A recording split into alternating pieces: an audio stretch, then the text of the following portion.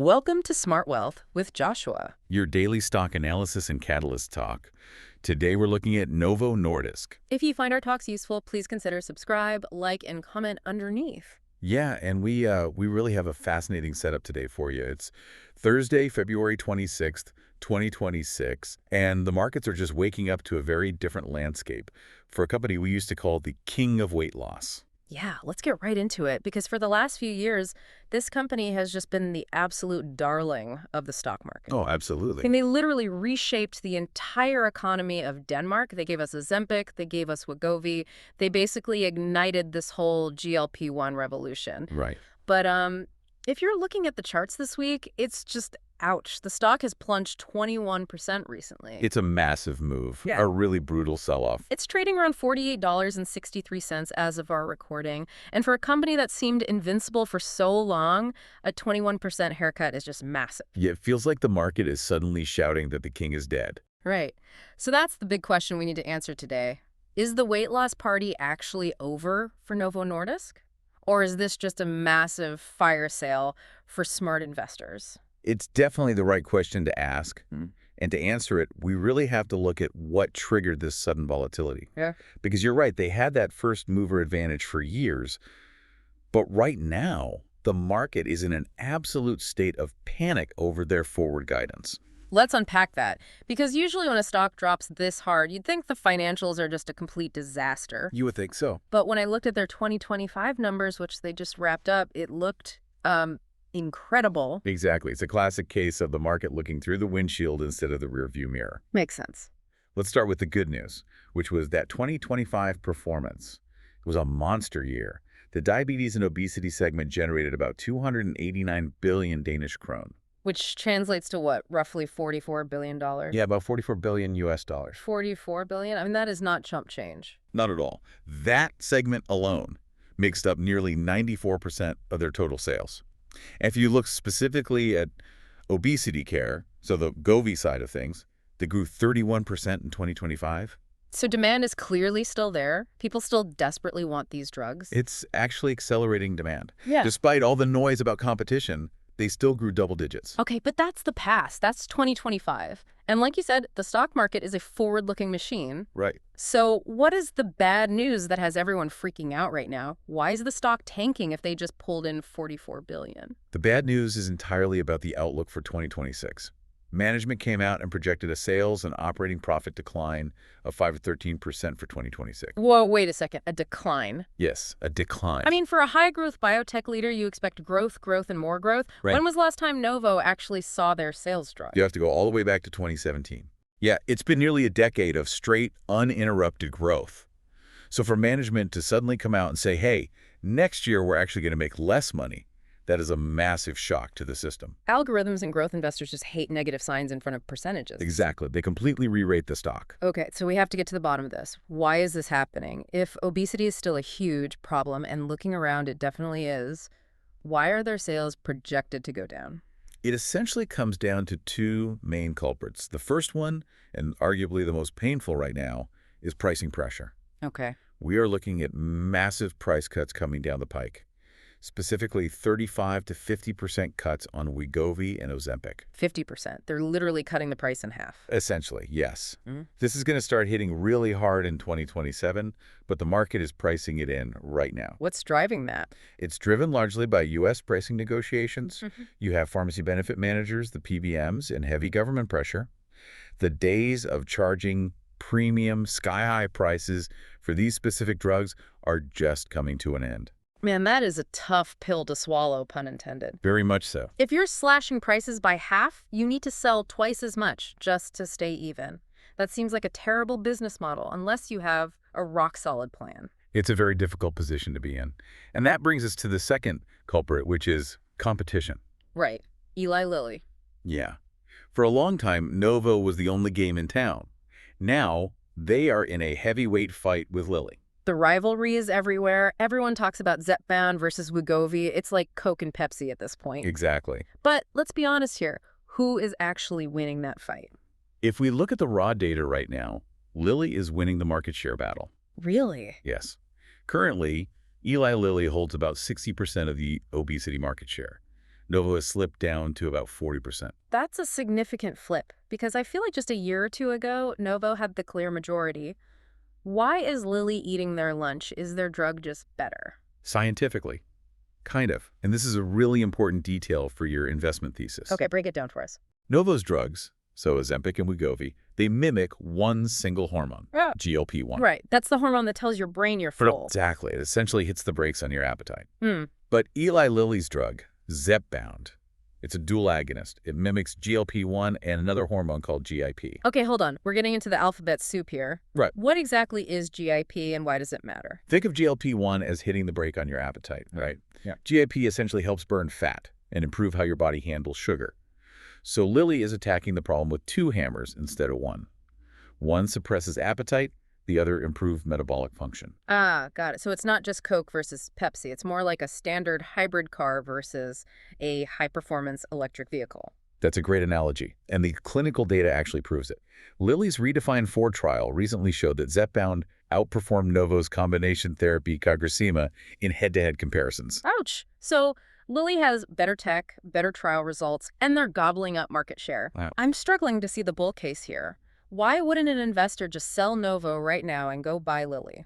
Well, that is the obvious move, and frankly, that's exactly why the stock is down 21%. Right. And here's where the nuance matters. Novo isn't dead. Far from it. They still completely dominate the diabetes value market. What's their share there? They hold a 30.1% share. And you really have to remember the installed base. You mean the patients who are already taking the drug? Exactly. Mm-hmm. Millions of people are already actively taking Ozempic or Wegovy. Physicians are deeply loyal to it because they know exactly how it works. That makes sense. The switching costs are very real here. Right, because these drugs are notorious for their side effects. The nausea, the gastrointestinal issues. Precisely.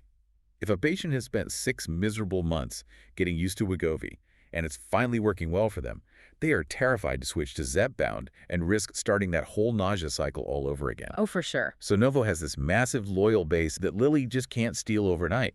Okay, so they have a defensive moat with their current users. Mhm. But defense doesn't grow the stock price, especially if your prices are being slashed by 50%. No, it doesn't. You mentioned earlier that their strategy to deal with the price cuts is to make it up in volume. But how exactly do they do that if they're actively losing market share to a better dual agonist drug? They changed the form factor. The strategy is definitely volume, but the weapon they're using isn't a stronger injection, it's a pill. Oral It's a Wegovy. pill, no more injections. Okay, that is a massive game changer for a lot of people. I know plenty of folks who are super interested in weight loss drugs, but they just absolutely cannot do the needle thing. Oh yeah, needle phobia is huge. Even those fancy auto-injectors freak them out. Exactly. It removes a massive friction point, Yeah. both physically and psychologically. And here's the real catalyst part of our talk today. Let's hear it. Novo launched oral Wegovy in the U.S. in January 2026, just last month. And how is it actually doing? Are people buying it? It is exploding. In just a very short time, they already have 170,000 patients on it, Wow. and they're seeing 50,000 weekly prescriptions. 170,000 patients in basically a month. It's an incredibly fast adoption rate. And this is totally crucial for understanding the trough year thesis. Explain that term for us. The trough year. A trough is basically the bottom of a wave. The investment thesis here is that 2026 is the bottom, the trough. Okay. The financials look bad right now because of the incoming pricing cuts and the heavy ramp-up costs. They are spending a fortune to launch this pill, but the full sales volume hasn't hit the balance sheet yet. I see. So the bet management is making is, hey, we take the hit on the price per unit, but we get millions of brand new customers because they can just swallow a pill with their morning vitamins instead of injecting themselves. Correct. It's a pure accessibility play. They are unlocking a massive demographic that Lilly currently cannot touch because Zepbound is still strictly an injection. But wait, I have to push back on this a little bit. Go for it. Is the pill actually as effective? Because I've heard that making these specific drugs into oral pills is incredibly difficult because of stomach acid. You are absolutely right to question that. The human stomach is literally designed to destroy proteins, and these drugs are peptides, which are basically small proteins. If you just swallow liquid Ozempic, your stomach acid would completely digest it before it ever reached your bloodstream. So how does oral Wegovy actually get around that? They use a proprietary technology called SNAC. SNAC. Yeah, it's a carrier molecule that essentially hugs the drug and escorts it safely through the stomach lining before the acid can destroy it. That's pretty wild. It's not totally perfect. You do have to take it on a completely empty stomach with just a tiny sip of water. But compared to jabbing a needle into your stomach, people will gladly take that trade-off. Oh, absolutely. Okay, so the whole volume strategy basically hinges on people hating needles more than they hate waking up and waiting 30 minutes to drink their coffee. Exactly. And those 170,000 people in the month strongly suggest that bet is paying off. But it's not just about turning the current drug into a pill, right? I mean, smart wealth building is always about looking at the pipeline, what is coming next. Always. Is Novo just a one-trick pony with this semaglutide stuff? Because if Lilly keeps innovating, eventually they'll just make a banana pill too. They are definitely not a one-trick pony. And this is where the panic selling we saw might be completely ignoring the underlying science. Novo is doubling down heavily on innovation. What else do they have cooking right now? First up, there's amycretin. Amycretin. Yes, this is a brand new asset that is starting phase 3 trials right now in Q1 2026. And phase 3 is the final stage before FDA approval, right? Yes, it's a huge milestone. And amycretin is super interesting because it's not just another GLP-1. It actually combines GLP-1 with another hormone called amylin. The amylin. That sounds more like a person's name than a hormone. What does amylin do? Amylin is naturally co-secreted with insulin by your pancreas. It directly signals satiety, the feeling of being full. Okay. Early trial data suggests that when you combine GLP-1 and amylin, you get a really powerful synergistic effect. It might end up being even more potent than Wegovy, and potentially even better than Lilly's Zepbound. So they're basically building the next generation weapon while they're still selling the current one? Exactly. But even more interesting, and this ties right back to your point about how hard oral drugs are to make, is the deal they just signed with a company called Vivtex. Vivtex? Yeah, I saw that headline flash by. They wrote a massive check for that, didn't they? A $2.1 billion check. Wow. It's a major partnership to develop next-generation oral biologics. Oral biologics. So they're taking that SNIC technology you mentioned and pushing it to the next level. Precisely. Vivtex specializes in figuring out exactly how to get complex biological drugs across the gut barrier efficiently. And Novo was basically putting a stake in the ground, saying, we aren't just going to be the injection king anymore. We are going to be the pill king. That's a huge pivot. If they crack this code, they don't just win the obesity market. They win diabetes, rare blood diseases, really anything that currently requires a shot could potentially become a pill. So the narrative they're building is, let Lilly have the needles. We are going to completely own the convenience market with pills. To a large extent, yes. Yeah. And you have to remember, the overall pie of this market is growing rapidly. Industry analysts project the total GLP-1 market to hit $100 billion in just 4 years. $100 billion. That is a massive pie. It's staggering. Yeah. So even if Novo has a smaller slice of that pie than they used to say they dropped to 40% instead of 60%, a 40% slice of a $100 billion pie is still a $40 billion annual revenue stream. Which is roughly what they just did this past year anyway. Exactly. So the floor for this stock is actually really high. The floor is very, very solid. Okay, let's shift gears and look at the charts. We always talk about fundamentals, but we need to look at the technicals too. Let's do it. What is the big money actually doing during this 21% drop? Are institutional investors running for the exits just like the retail guys? It's a fascinating setup on the charts. We are seeing a massive volume surge right now. Trading volume recently hit 54.7 million shares. Contextualize that for us. For the listener who isn't staring at Bloomberg terminals all day, is that a lot of volume? It is 141% above their average daily trading volume. Okay, that is huge. Right. So usually when the price crashes on incredibly high volume, that means absolute panic. We call it capitulation in the industry. Right. It means the absolute last of the people who wanted to sell have finally thrown in the towel and sold. But, and here's the really key part, for every single seller, there has to be a buyer. Right. The stock didn't just vanish into thin air. Exactly. Someone bought those 54 million shares. High volume on a major price drop often signals accumulation. Accumulate. Yeah. Institutional investors, the pension funds, the hedge funds, the smart money, they are likely stepping in heavily to buy the discount, while all the retail investors are panic selling. So the big funds are looking at that $48 price tag and just saying, thank you very much, we'll take that. It certainly appears so. The stock seems to be forming what technical analysts call a coiled base, right around this $48 range. What does that mean exactly? It means it's finding strong psychological support. The price stopped falling and started trading sideways, basically digesting all the bad guidance news. That's often the precursor to a major reversal, isn't it? Often, yes. It sounds like they are basically arbitraging the time horizon. Retail sells because 2026 looks bad on paper, but the institutions buy because 2027 looks fantastic. That is exactly what time horizon arbitrage looks like. But let's play devil's advocate for a minute. We have to be responsible here. Of course. What is the actual bear case? Why would someone look at this setup and decide to stay far away from Novo right now? What could realistically go wrong with this whole volume strategy? The risks are definitely real, and we absolutely can't ignore them. First and foremost is Lilly's dominance. Right, the competition. If Eli Lilly continues to aggressively take market share and their trial data keeps coming out looking significantly better than Novo's, that 40% share Novo has right now could easily shrink to 30 or even 20%. That would be devastating. And if Lilly somehow manages to launch their own highly effective pill before Novo fully secures the market, that's a major, major blow. At that point, they just become a legacy player. Exactly. The second big risk is the pricing wars.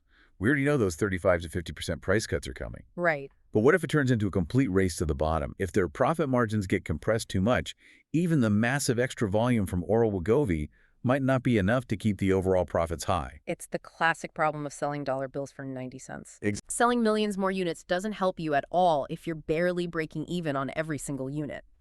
And finally, there's the risk of a guidance miss. Right. They projected a 5 to 13% drop. Management says sales will drop up to 13% in 2026. If they miss that, say sales actually drop 20% because the pill rollout hits a snag, the stock will get absolutely hammered again. So their margin for error here is incredibly slim. They have to absolutely nail the execution on this oral pill launch. No supply chain issues, no manufacturing defects, nothing. Absolute zero room for error. The execution risk is very high. They are basically walking a tightrope across all of 2026. All right. We've looked at the good, the bad, and the ugly. We've talked the science, the competition, and the charts. The listeners want to know the final verdict. Okay. Based on all of this, is Novo Nordisk a buy, a sell, or a hold? What is your final score? I am giving this a solid bullish score of 7 out of 10. 7 out of 10. That is pretty confident despite the massive drop. Walk us through that final thesis. My thesis is that this is a classic multi-year hold. Okay. I'm targeting 2027 and beyond. And here is why. The 21% drop means the bad news is already priced in. Right. Everyone knows about the weak 2026 guidance now. That Band-Aid has been totally ripped off. The shock factor is over. So the bad news is already baked into the $48 start price. Exactly. The trough of 2026 actually provides a really rare buying opportunity for the recovery that should materialize in 2027. He gives it the pill? Because of the pill. The oral Wegovy launch is the real deal.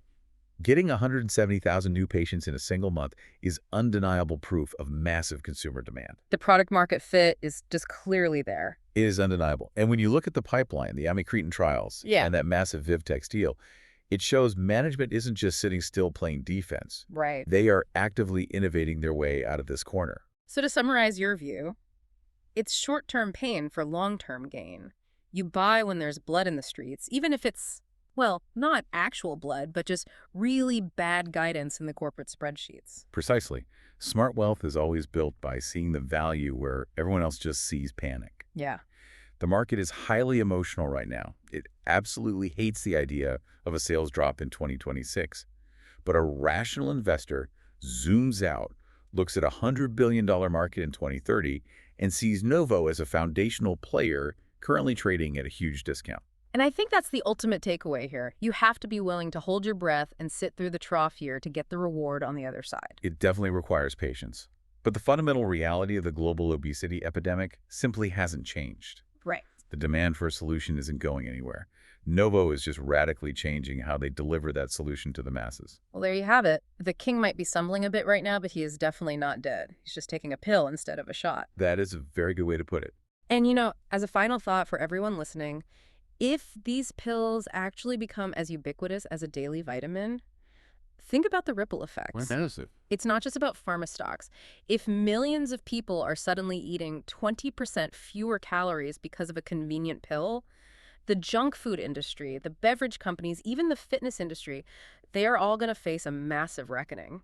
That is a whole other structural shift we'll have to cover soon. Definitely. Thank you for breaking all of this down for us today. It is always so much clearer when we look past the sensational headlines and dig into the actual science and the real numbers. My pleasure. Always great to look at the data. And to our listeners, remember, wealth is built by doing the homework that others simply won't do. Don't just read the headline, read the pipeline. See you in the next episode.